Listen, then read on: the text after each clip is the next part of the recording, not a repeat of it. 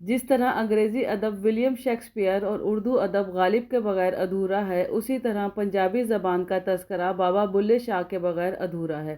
بابا بلے شاہ کا نام برِ صغیر میں بسنے والے، خصوصاً پنجابی زبان میں انسیت رکھنے والوں کے لیے کسی تعارف کا محتاج نہیں۔ بلے شاہ کے نام سے لوگوں کے دلوں میں گھر کرنے والے عظیم صوفی شاعر کا اصل نام سید عبداللہ شاہ ہے۔ اگرچہ تاریخ پیدائش اور وفات کے حوالے سے اختلاف پایا جاتا ہے، لیکن یہی کہا جاتا ہے کہ 1680 میں بہاولپور میں سخی شاہ محمود درویش کے گھر پیدا ہوئے۔ جب 6 سال کے ہوئے تو والدین کے ہمراہ ملکوال چلے گئے۔ والد متقی اور پرہیزگار ہونے کے ساتھ ساتھ مقامی مسجد میں پیش امام اور استاد کے اعلیٰ درجے پر فائز تھے۔ کہا جاتا ہے کہ پنڈوکی کا ایک بڑا زمیندار پنڈو خان، جس کی بیٹی کی شادی ملکوال میں ہوئی، وہ بلے شاہ کے والد گرامی کی خدمت میں حاضر ہوا۔ ان کی اچھی شہرت سے متاثر ہو کر درخواست کی کہ وہ پنڈوکی کی مسجد میں امام کے فرائض ادا کریں۔ پنڈو خان کے بے حد اصرار پر بلے شاہ کے والد نے رضامندی ظاہر کرتے ہوئے پنڈوکی میں مستقل سکونیت اختیار کر لی۔ پیشہ امام کے ساتھ ساتھ بچوں کو دینی تعلیم بھی دینے لگے۔ بابا بلے شاہ نے ابتدائی تعلیم اپنے والد محترم سے حاصل کی، جس کے بعد انہیں مزید تعلیم کے لیے قصور بھیج دیا گیا، جہاں انہوں نے حافظ غلام مرتضیٰ کی شاگردی اختیار کی اور اپنے استاد سے عربی، فارسی اور تصوف کی تعلیم حاصل کی۔ حافظ غلام مرتضیٰ بابا بلے شاہ کے ساتھ ساتھ پیر وارث شاہ کے بھی استاد تھے۔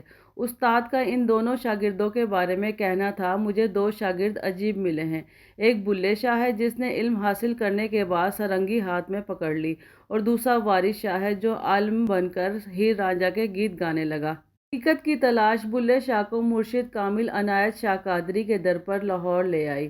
مرشد ذات کے آرائی تھے، جبکہ پیشہ کھیتی باڑی اور باغبانی تھا۔ آپ کو اپنے مرشد سے بے پناہ عقیدت و محبت تھی، جیسے مولانا رومی کو شمس الدین تبریزی اور امیر خسرو کو نظام الدین اولیاء سے تھی۔ ایک سید کا آرائی کو اپنا مرشد مان لینے پر بلے شاہ کو اپنی ذات، برادری کی مخالفت اور لوگوں سے طعنے بھی برداشت کرنے پڑے، لیکن آپ نے اپنے مرشد کا دامن نہ چھوڑا اور ان طعنوں کا اپنے کلام کے ذریعے بھرپور جواب دیا۔ جیڑا سانو سید اکھے دوزخ ملن سزائیں، جیڑا سانو آرائیں اکھے بہشتی پینگا پائیں۔ اپنی شاعری میں وہ مذہبی ضابطوں پر ہی تنقید نہیں کرتے تھے، بلکہ ترک دنیا کی بھی بھرپور انداز میں مذمت کرتے تھے، اور محض علم کے جمع کرنے کو وبال جان قرار دیتے تھے۔ علم کی مخالفت اصل میں علم بغیر عمل کی مخالفت ہے۔ یہی بات انہوں نے اپنی کافیوں کے ذریعے سمجھانے کی کوشش کی۔ بلے شاہ کے دور میں مغلیہ سلطنت داخلی اور خارجی مسائل کی وجہ سے زبوں حالی کا شکار تھی۔ معاشرہ تباہی کے دہانے پر کھڑا تھا۔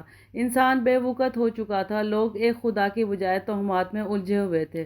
لیکن بابا جی کو اللہ تعالیٰ کی طرف سے یہ خوبی عطا تھی کہ آپ فانی انسان کو تصویر کا دوسرا رخ اپنے کلام کے ذریعے سمجھانے کی بھرپور صلاحیت رکھتے تھے۔ انہوں نے یہ باور کرانے کی کوشش کی کہ اے ابن آدم، تیری کوئی شناخت نہیں، تو فانی ہے، تو گمنام ہے، مٹی کے ساتھ مٹی ہونے والا ہے، تیری کوئی وقت نہیں۔ ہم بابا بلے شاہ کی تعلیمات پر عمل پیرا ہو کر دور جدید کے معاشرے میں پھیلی بد امنی، افراتفری، بے چینی، بے علمی، بے قدری، بے صبری اور قطع تعلقی جیسی موذی بیماریوں سے نجات حاصل کر سکتے ہیں۔ بابا بلے شاہ تو اس دنیا سے پردہ فرما گئے، لیکن ان کا لازوال کلام پنجابی سمجھنے والوں کے دلوں میں ہمیشہ زندہ رہے گا۔ یہ قصور کے باسیوں کی خوش قسمتی ہے کہ بابا جی قصور میں مدفون ہیں۔ آپ کا عرس مبارک ہر سال بھادو کی 8، 9، 10، 27 سے 29 اگست کو نہایت عقیدت اور احترام سے منایا جاتا ہے، جس میں نہ صرف ملک بھر سے بلکہ دوسرے ممالک خصوصاً بھارت سے کثیر تعداد میں عقیدت مند عظیم پنجابی صوفی شاعر کو خراج تحسین پیش کرنے آتے ہیں اور ان کے کلام سے بہرہ ور ہوتے ہیں۔